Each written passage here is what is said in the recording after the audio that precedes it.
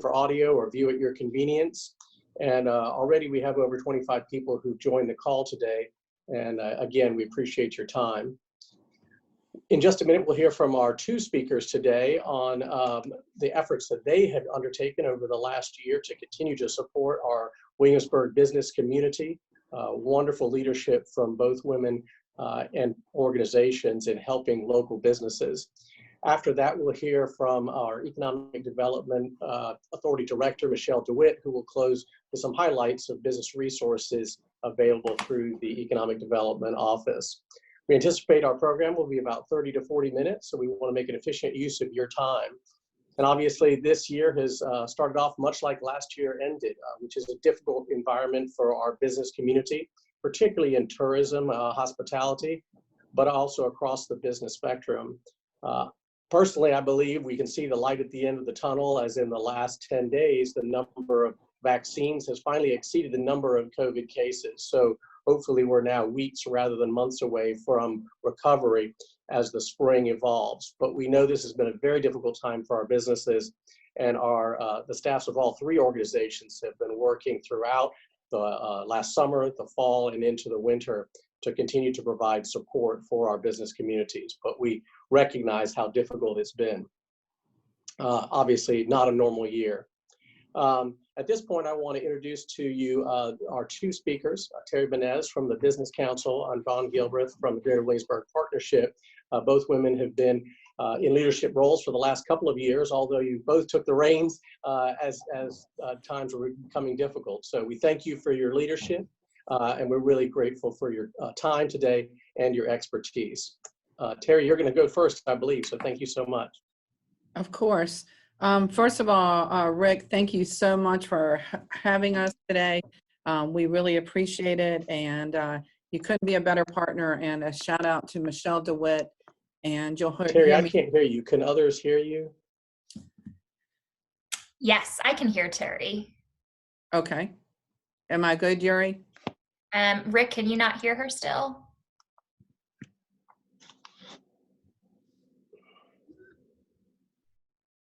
Rick, can you hear Terry? And can you hear me? All right. I think everybody in the audience everybody but me. They can hear. So you're good to go, Terry. Well, Rick, I wish you could hear me because I'm saying nice things about you and Michelle and her team.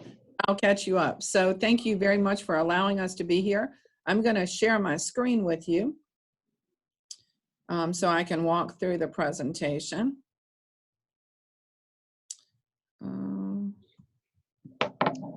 Of course, I don't have it. Give me 1 second. This is always my worst nightmare that this is going to happen.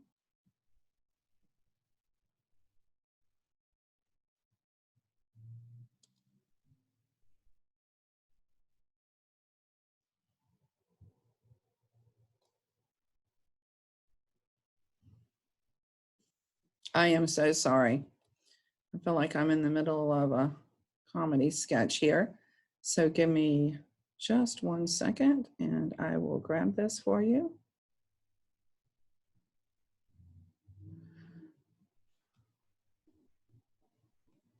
I apologize, but we're right here. So again, thank you for— Terry, we're, I think, not seeing the correct screen. We're seeing your inbox. I think you need to stop sharing and then try resharing the PowerPoint slide. Okay, thank you very much for that. All good. Okay. Okay, Yuri, do you have me? I am not seeing a shared screen. Okay.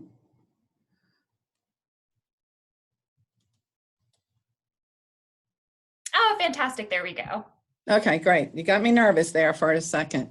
Okay, so thank you for, I want to say not only the support of the City of Williamsburg and Michelle DeWitt's Yes Williamsburg team, but the partnership. They are only a phone call away, and as you all know, this has been a challenging year, but I love how as a region we all work in partnership together and everybody's a phone call away. I love how everybody wants the best for the businesses, and not only do we say that, but we work in partnership every day. So a huge shout out to both the city and the Economic Development Office.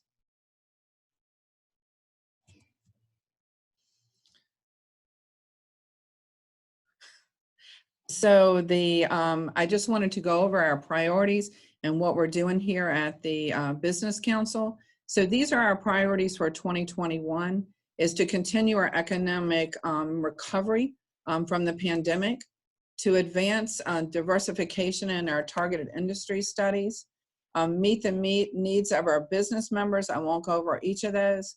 And market the greater Williamsburg region, focus on new business investment while creating an environment for innovation and entrepreneurship, and continue to collaborate with our neighboring chambers and regional partners.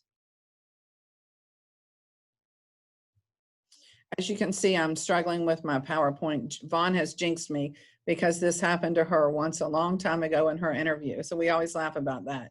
So I apologize. I think we're good to go now. But who we are, what do we do here at the Business Council? I know that many of you know this, but just to reiterate, we advocate, collaborate, and create an environment in which businesses can grow and succeed. And that's really important to us. We go back in everything we do. Every event we host, every speaker we host, every learning developmental opportunity, we go back and look at our mission statement because we want to make sure that we really keep moving. I know that a lot of us are talking about the vaccines. We'll talk about that, but it's really important for us here at the Business Council, as it's been for the last year, even though we're in the middle of the pandemic, to keep us moving forward. How can we help our businesses keep moving forward? And then our values are here as well.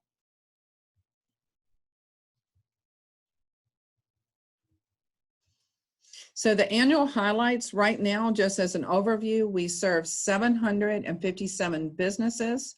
That's 42 nonprofits in 3 different municipalities. This is, right now we have an 83% membership retention, even in the middle of the pandemic. So I'm very pleased with that. And that is above the national average. We have 4,800 Facebook followers. We've grown that almost 1,500 people. We're Instagram followers, and then our page views on our website. So if you aren't a Facebook follower or an Instagram follower, we hope that you will join us, and it's under the Williamsburg Biz. So what did we do last year? So just to keep you updated, we were still very busy. We were out of the office for about a month and a half, but since then we've been in the office every day. We executed 72 events. They included networking. We were still able to do some morning blends, business to breakfasts. And as you all know, we had to change our product. So how could we still engage our business community and make it engaging? And everybody was kind of zoomed out. So we've tried new platforms. And one of them is Blitzer. And it's Blitzer where you have an event coming up. It's where you get to network and you get to choose who you speak to one-on-one. So it divides you into groups. But I'm very proud of my team here that we continue to look for new ways and to engage. And we are having, I think, a very strong participation in these. We continue to do business educational Zoom calls, COVID webinars. We've had local, regional, and national speakers. Our representative speaks for the first time ever. We had Senator Tim Kaine and Mark Warner come in and asked to speak to our local representatives. We've had Elaine Loria. We've had Tommy Norman has come out, which I'll share with you, and spoken to us multiple times. But I think the important thing that I want you to hear is people know that Williamsburg is important. They want to hear how the tourism is being affected and our businesses are being affected by the pandemic. And they're asking to speak to us. So I'm really proud of that. So we're not joining in just on regional calls. We are actually having calls here for our business leaders. We've had our signature events. Our second year of 15 Under 50 was very successful. We had our annual meeting, career fair, Santa sighting, which I'll talk about it, our legislative forum, which we had all 4 of our representatives at, and I'll talk about that. And then special program, and our Aspire Young Professionals group continues to grow. I'm excited about what they're doing. We have a very strong women's business group. They've done some tables of 8. They had a speaker series this last year. with President Catherine Rowe from the college, with over 350 people who attended. And watch out for this coming year. We have spoken to Christy Coleman from Jamestown, Yorktown, and she'll be our speaker this year, and business over brews and coffee chats. So I wanted you just to know we are still out there. We're still making opportunities for the regional businesses. Now, I talked about the federal and state representatives. So we had a call with the governor, with Senator Mark Warner and Senator Tim Kaine, with also our representatives, Rob Whitman and Elaine Loria. And then, of course, State Senator Tommy Norman has been very gracious with his time to speak to our boards and to our members of what's happening in Virginia. I talked about our Aspire group, and that is our young professional group. I think it's important to all of us to keep talent here in town, or to keep talent here in the region. I know I have 3 young professionals in my family, and one of them actually lives in California because that's where the opportunities were. So for his degree. So it's really important to me that we work on this, and the Aspire group this year had a goal. They created a new mentorship program. They're meeting with leaders from the community. We hope that you'll think about it for next year. But when we first started, the goal was to get 5 or 7 people involved and connected with mentors. I mentor somebody, and like I said, we have other leaders in the community. I'm very proud of this group, and they ended up having 10 mentor-mentee pairs. And the nice thing is the mentors are just as excited.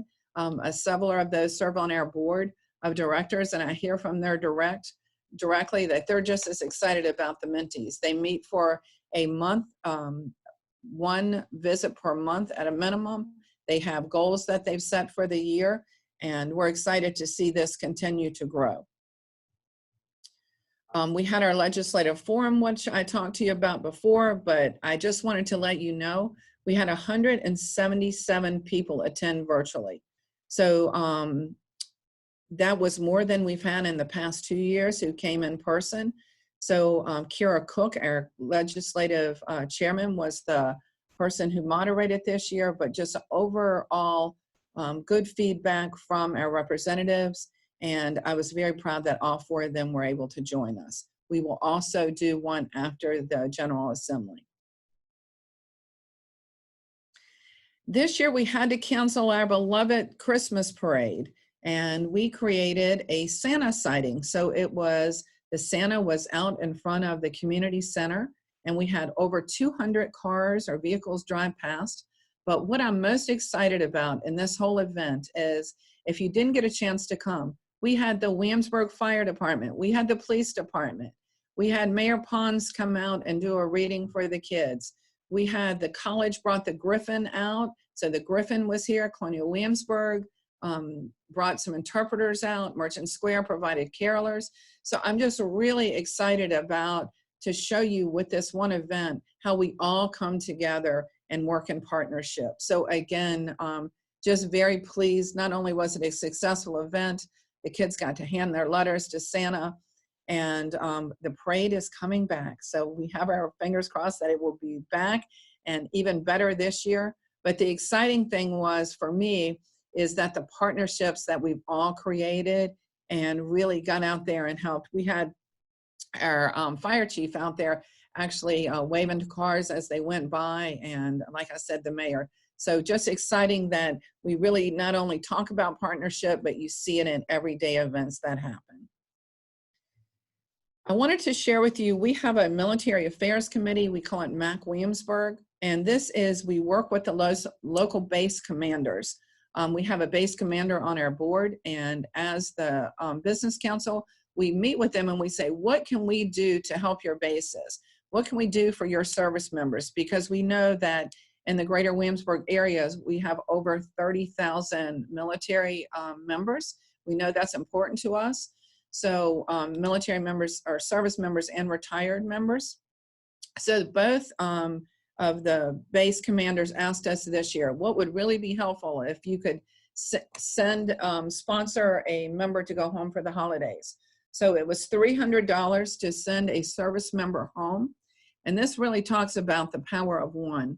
We had one committee member, Jim Eisenhower, chairs this committee, and we had one committee member who ran from Richmond to Williamsburg to raise funds.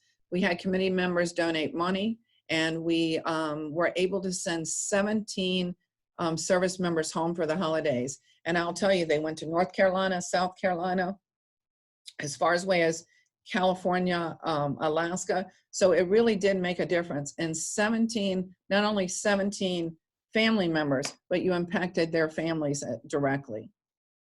I think it's important to talk about COVID recovery and what we're doing there. Since the beginning, we've had a COVID recovery page. And so what did we do on top of that page?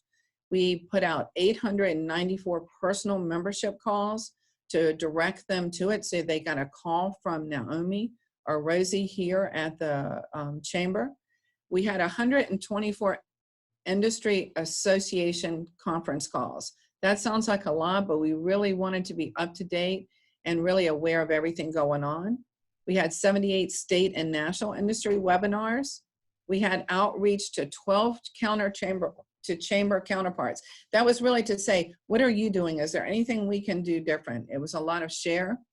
And then we did I did some PSA and radio community outreach, some announcements to drive them back to our site. We had weekly coffee chats with the council. We had federal and state representative calls.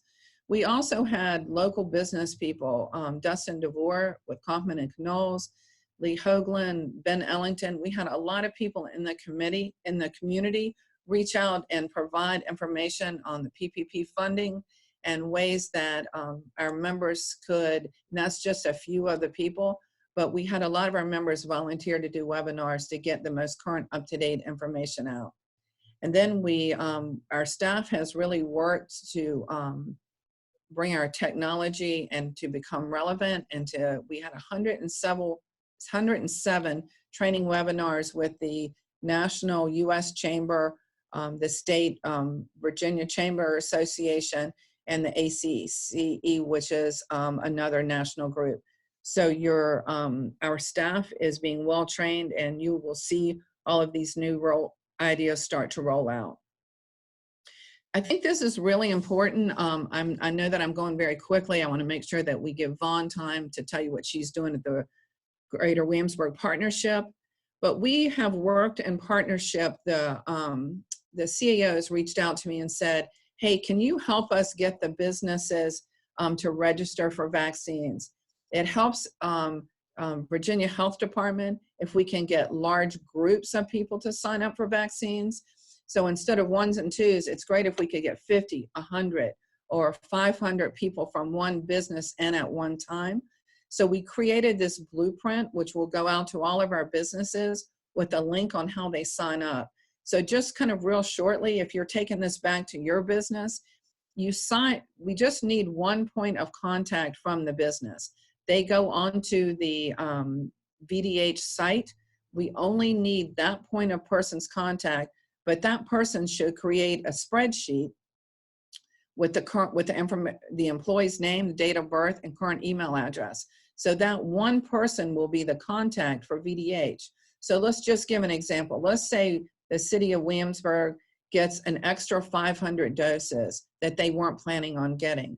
This allows the Virginia Department of Health to get to big chunks of businesses with essential workers. So this is really important. You'll see it going out.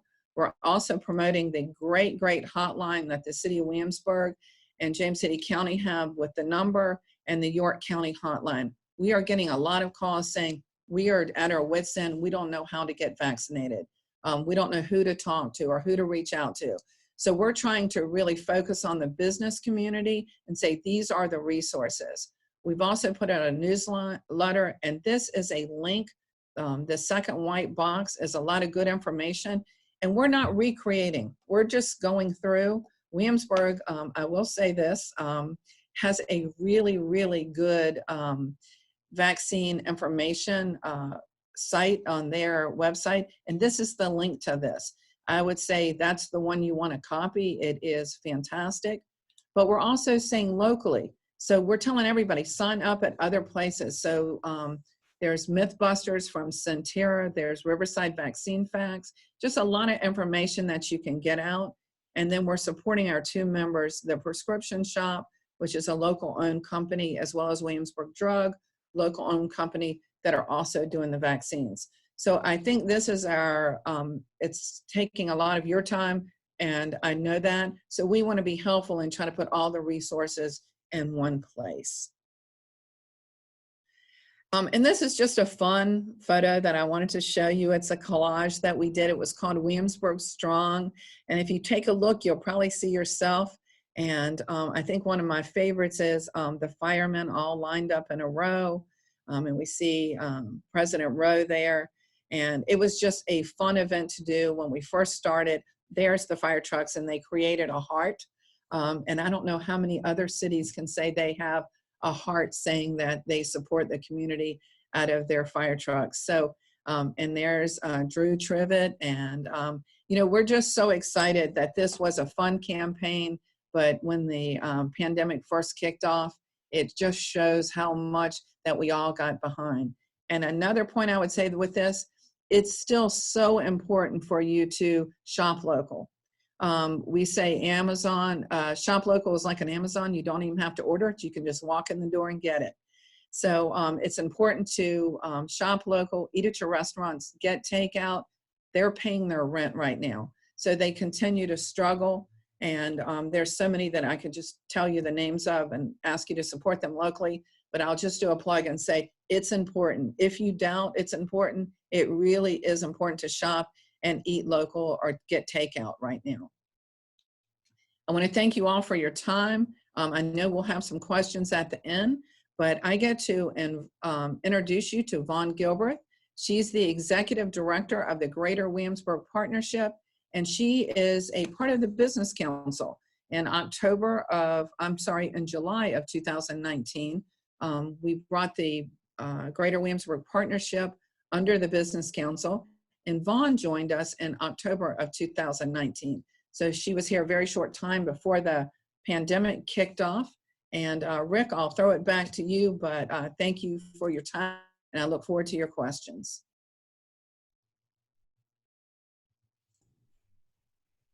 Thank you, Terry. This is Michelle. I'm not sure if we're having some technical Sorry, thank you, Michelle. No, that's okay. We're having some technical difficulties. Rick, are you able to speak, or would you like me to move us along? Can you hear me now? Yes. Let me just turn down so we don't get lots of, sorry. Sorry for the feedback. We are grateful, and we'll move on to Vaughn's presentation.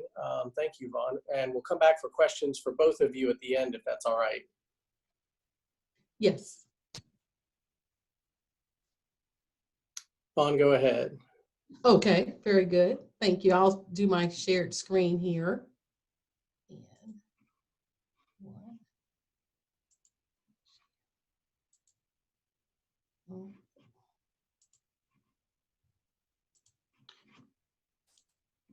I had a reminder to pop up here.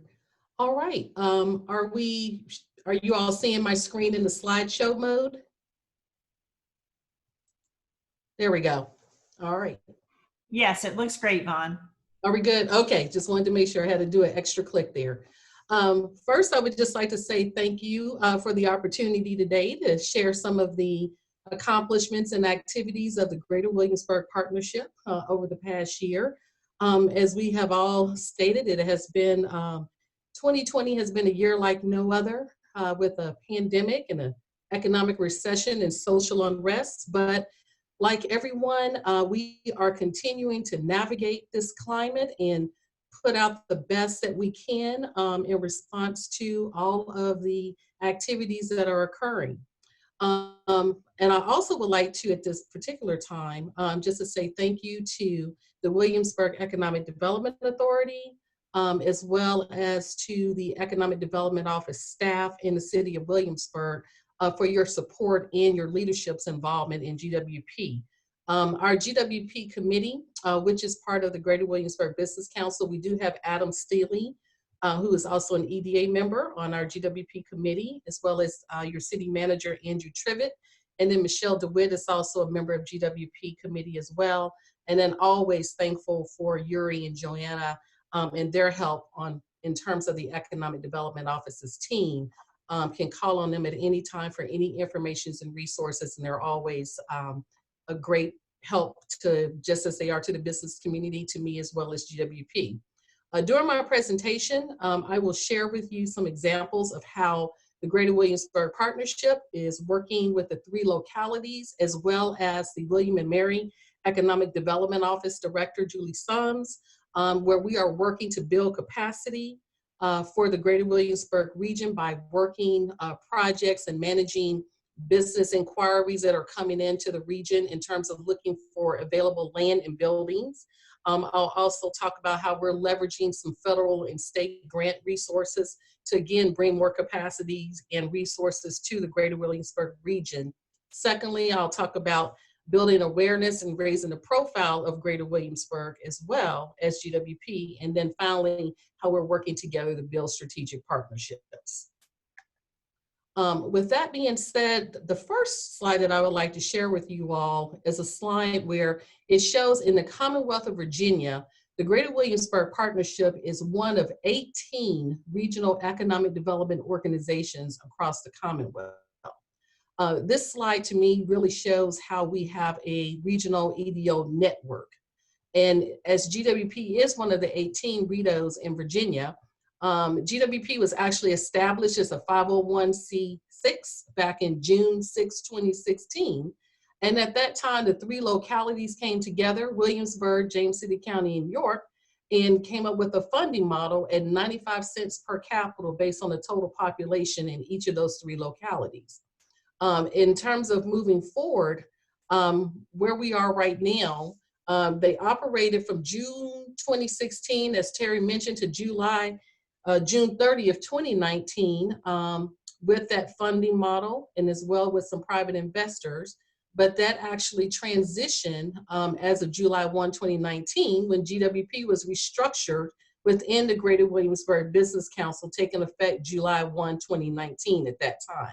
From that standpoint, I came on board as the first full-time director hired on October the 14th. I won't go into just reading the boilerplate mission statement, but the bottom line is in partnership with the 3 localities, GWP is focused primarily on diversifying the Greater Williamsburg economy. We're working to do that so that it benefits the businesses and citizens here in the community. And the way that we accomplish that is by marketing the Greater Williamsburg region as a preferred business locality, as well as facilitating new business investment and high-wage job creation. And again, and that is done in collaboration with the 3 local economic development offices, their directors, as well as with William and Mary. In terms of building capacity, as I mentioned earlier, I'll take you through for calendar year 2020. This is where you will see some of the project activity that has occurred over the past year.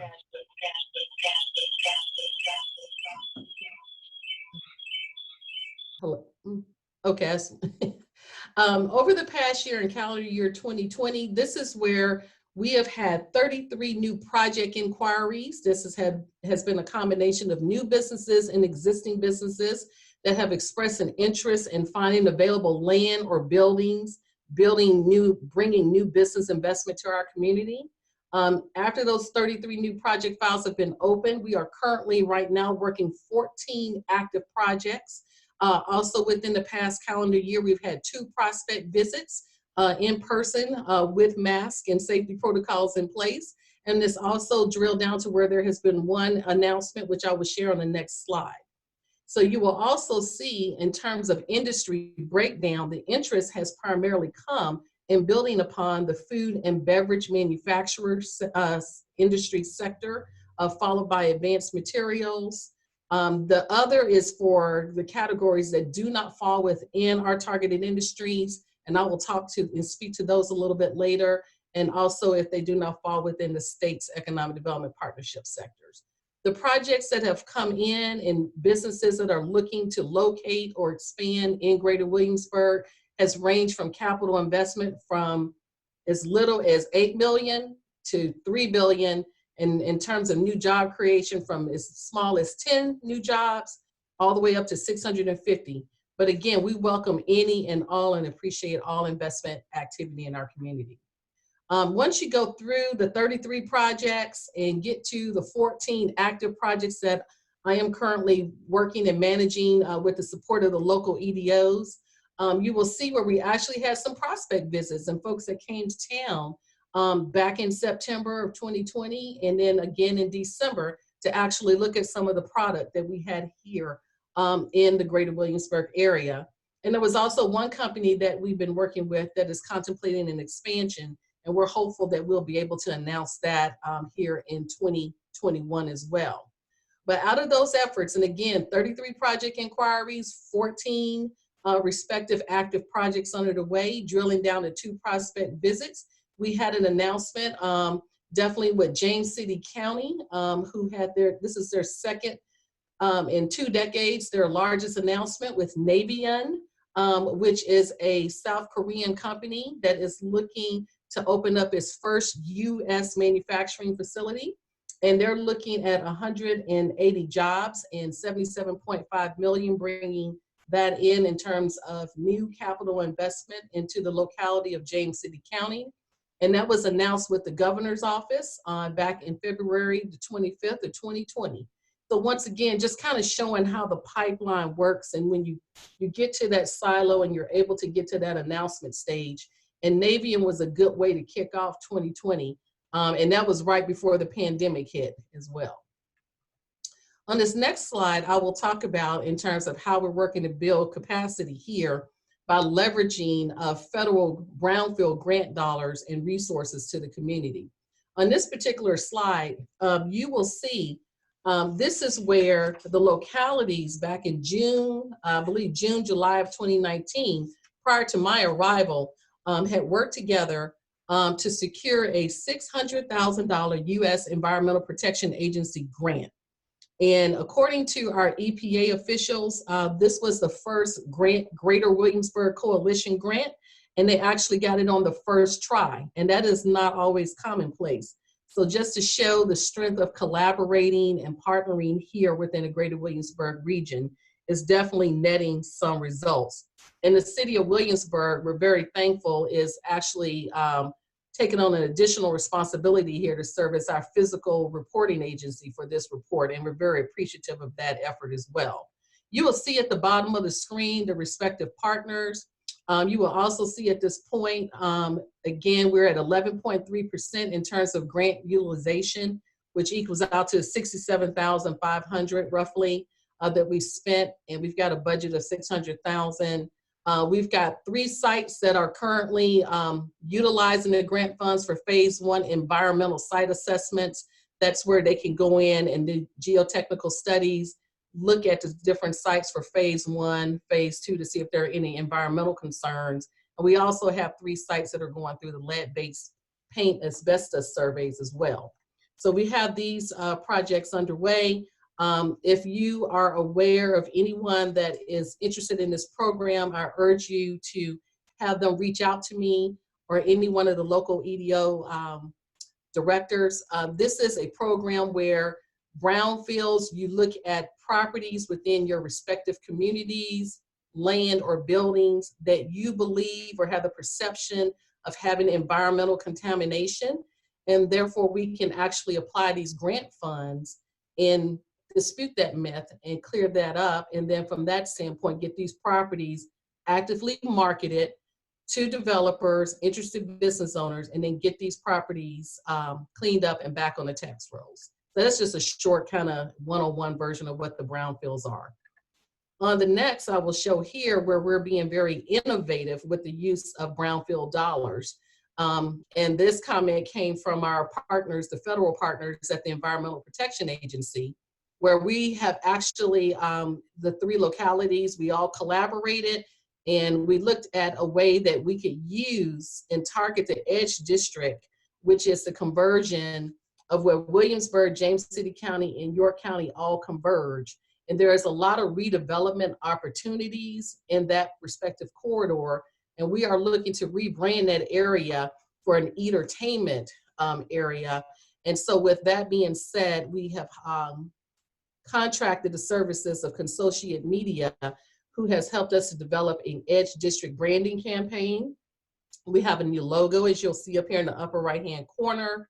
We have brand standards, photography, website, and we even have I like to call it an edgy video, but in a good way, in terms of how we are trying to, once again, elevate, raise the profile and awareness of yet another business district, and in this case, the Edge District, to help bring more capacity in terms of people and resources to that area. And then you'll also see at the very end where we are being able to obtain a Virginia tourism grant to kind of help offset the cost of the branding campaign, which has been very helpful. And the EPA loves to see when you're leveraging their brownfield dollars with other programs as well. So we have some good success stories to pass along. In terms of, again, continuing to build capacity in the economic development sphere, I would like to share where we are currently working on a targeted industry study update. The first study was done back in 2016, shortly after GWP emerged as a new regional economic development organization, and that was done by Market Street Services. And at that time, they identified these opportunities for diversification for the greater Williamsburg region. And you will see here, it's everything from advanced materials and components, which is recognizing companies such as Print Pack, you got your food and beverage, your ball metals, professional technical services, several regional corporate headquarters here, A&E services that are based in the Williamsburg community.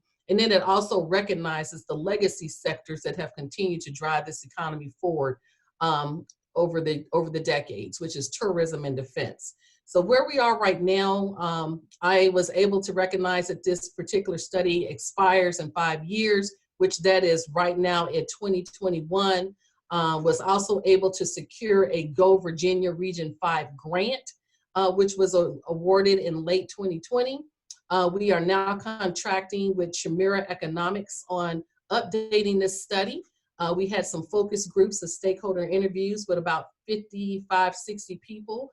Rick Overy here, your EDA chair, was involved in those particular focus groups, and we appreciate your support in that. And we're looking to actually release the findings from this study here in February 2021. So you should be seeing information on that very soon. I'd like to switch gears to the other component of the program where we are looking at GWP to build awareness. And one of the ways that we are going about that is even on an international level. Shortly after I started in October, I think I was probably 120 days in, and the local EDO team said, Vaughn, we've got this initiative that's queued up where we are looking to attract small to mid-sized German companies and make them aware of the offerings that the greater Williamsburg region has to offer. And we need you to lead that delegation over to Germany. So for 6 days and 5 nights, thanks with the support of the localities, James City County, for example, identified some of their businesses. One gentleman from Ball Metal, York County from Rice and International. And then we also had Greystone, which is another precise machining company from James City County that we all participated along with our consultants, Pegasus Partners. And we drove across the southern Germany countryside and met with 10 different companies, engaged 4 cluster manager associations in logistics and sensors and mechatronics and packaging. And as you can see from the pictures, we were very well received. Many of them had not heard of Greater Williamsburg region. They were familiar, as what I have found, most international companies and countries, they're familiar with your traditional New York, because that's where you come in, the Statue of Liberty. They're familiar with California, Silicon Valley, and then they're used to, in this case, Miami, Florida, because it's cold in Germany. So a lot of times they're looking for a warm climate. So it was a very productive trip where, again, we got to raise the profile and raise awareness about the offerings of what Greater Williamsburg has to offer. And then I would say the golden nugget on this trip was really having the companies there with me, those three companies, Ball Metal, Ryzen, and Greystone, to actually speak to why they have located and operated their businesses here in Greater Williamsburg, and also raising the profile above and beyond tourism and the other activities that occur here. Where we are right now, we're continuing to push this forward. We actually have a virtual webinar scheduled with some of the German companies and some new ones tomorrow on February 10th. And so again, just trying to be like everyone else here on this call, very creative on how can we keep our region moving forward, how we can keep engaging our contacts in terms of, again, making sure that they're aware of the offerings that we have here in Greater Williamsburg. So we've got about 30 people signed up for this webinar. So I'm kind of excited about it. And one of the things that I wanted to share, just kind of connecting the dots, is when I was over here in Germany with this business delegation, that was at the same time that James City County had announced that Navian Inc., the South Korean manufacturer who's going to be building and manufacturing tankless water heaters, they had announced their $77.5 million investment over here. And when we were in those particular meetings, I was able to actually say, here is a very recent example of how foreign direct investment, and this is the type of businesses that we have that are investing in the Greater Williamsburg region, and you should too. So that was a message that was very well received and very well timed. In terms of building awareness, I would also like to speak to earned media. Just in the year that I've been on board, have been working again with the localities and trying to get the word out again about the things that the Greater Williamsburg region is doing to navigate this pandemic and to raise awareness about the business offerings that we have here. And you'll just see some examples. This was an article in Virginia Business that came out late, right after the Thanksgiving holiday. It was myself and several other business leaders, like I think Ron Kirkland was one, and others were quoted in this respective article. But it showed that we have a plan for how we're looking to come back from this particular pandemic. And it spoke to the targeted industry study, but it also spoke to some realities of how the tourism industry is being impacted here as well. So again, earned media didn't have to pay for any advertising. The reporter called here and was happy to be a part of that. Another one is the Municipal Magazine, Partnering Through a Pandemic. They were showcasing best studies of how communities are actually addressing the pandemic, and they wanted to showcase the Virginia 30-Day Fund partnership that we have with the Greater Williamsburg Small Business Relief Fund. And that is one where Michelle DeWitt with your office gave me a call, and I was able to tell that story of how that whole partnership came about. And also I'll speak to that a little bit later with some of the involvement from Council Member Bart Ramsey. And then you'll see some of the other articles here. And Sensoric is a German magazine that covered our trip there. And getting towards the last two slides, building strategic partnerships. This is key. We always say in economic development is a team sport. And another way of saying it is you gotta have strategic partnerships. So with that, I would like to kind of switch to this slide a little bit because this may be something that you're familiar with, but I like to call it the power of three. You'll see here that the Greater Williamsburg Small Business Relief Fund, that I was actually approached right when the pandemic hit. I was meeting with all the local EDO directors and the William and Mary director, Jim, Chris, Michelle, and Julie. And we were thinking about ways that we could actually be those responders to help address the needs of the business community and what was happening to our businesses through the pandemic. And Michelle was very matter of fact. She says, I've had this conversation. Councilmember Bart Ramsey has also approached me, And there's some things that we're going to do, at our respective localities. However, I think there needs to be a regional response, Vaughn. And would you take the charge of that? And I said I was more than happy to assist with that effort because helping small businesses is something that is very near and dear to the core of why I am in economic development in this profession. With that being said, we were able to work together and get the 3 EDAs in Williamsburg, James City County, and York to each put in $3,333.33. I think Williamsburg put in 34 cents. So there you go, to get us to $10,000, which was the seed funding needed to reach out to Nancy Sullivan with the Williamsburg Community Foundation. So the partnership, Nancy has been a great partner with that in terms of collecting the funds and helping us to structure agreements to make sure that we are delivering indeed what we said we would in terms of resources to the greater Williamsburg community. We actually identified that the Virginia 30-Day Fund would actually be the entity that would distribute the funds and be the neutral entity on making sure that these funds get deployed out in the community. And Chesapeake Bank, I wanted to highlight them. Lee Hoagland with Chesapeake Bank, a great partner. He came in as our financial partner, and he also contributed on behalf of Chesapeake Bank to this effort. And on May 4th of last year, we were able to launch the fund with $33,500. We've been able to give out $3,000 in forgivable loans per applicant to the different respective businesses, 143 so far. And to date, the fund has grown from 10,000 to 569,000. But please note that there is a special allocation of $500,000 that came in from James City County. But I wanted to show that, and as I said, I like to call that the power of 3.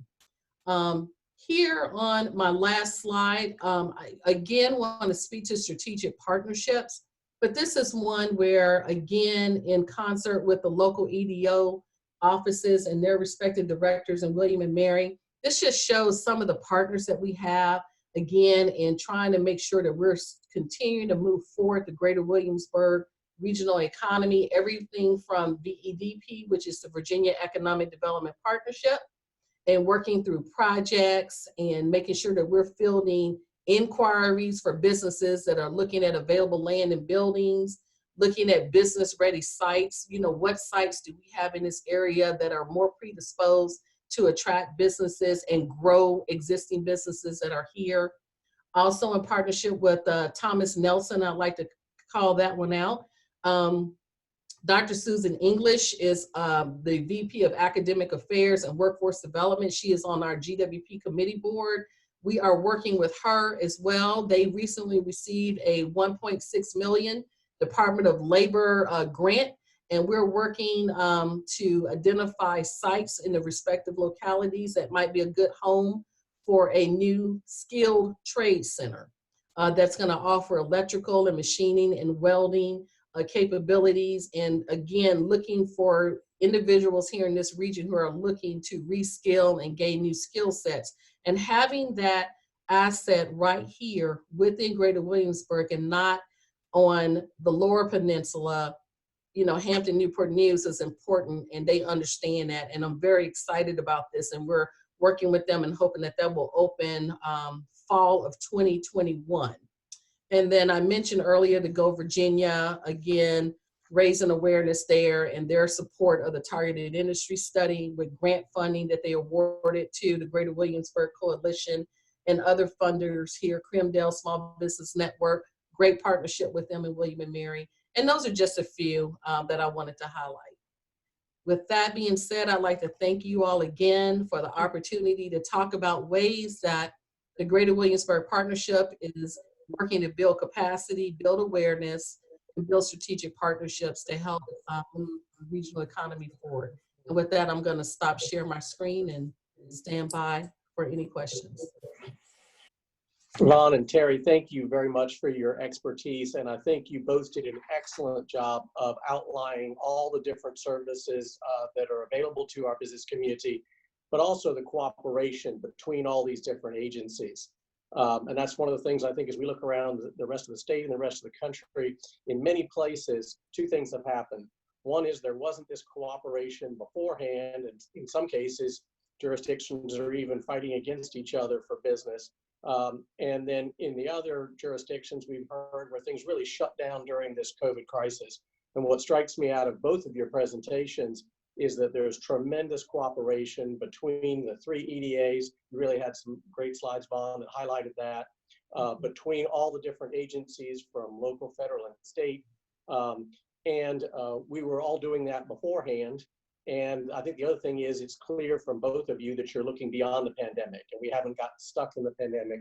We're looking at how to build our business community beyond that. So we run over a little bit on time today. Rather than take individual questions, I would ask anybody on the call, if you have questions about any of these programs, please reach out to one of these organizations or to Michelle.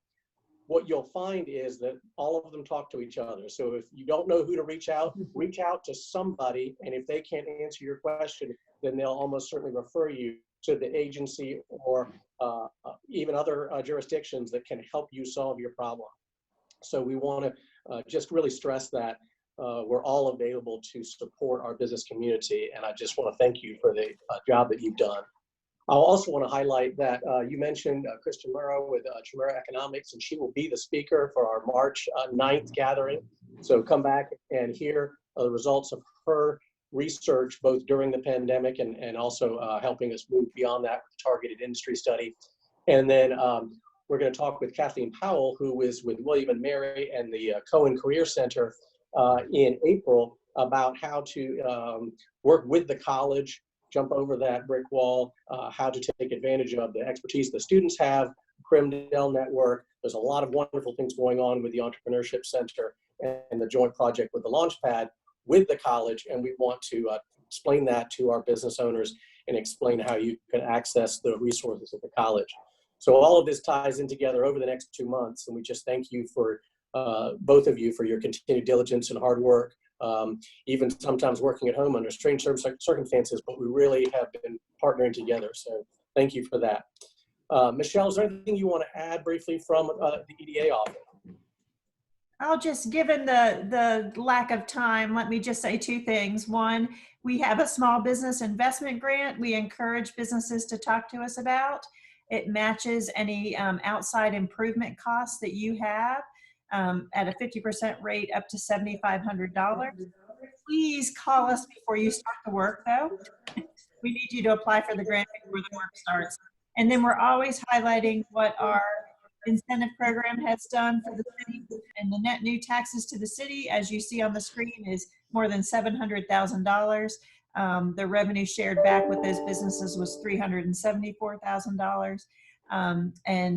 And that's a real success that the EDA and the city have enjoyed using that revenue sharing program. And that's all, Rick.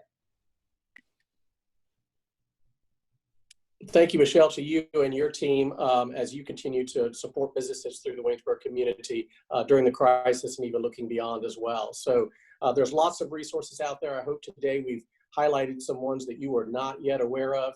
And again, my major encouragement is to reach out to one of these wonderful organizations and the people who are dedicated to supporting our business community every day. It used to be that if you heard that the government wanted to help your business, you should worry. But I think in this community, there are a lot of wonderful agencies, public and private, that are working together to support our business community. So with that, we hope you make it a great day to do business in Williamsburg, and we look forward to gathering again on March 9th to hear Chris Chimera. Thanks so much.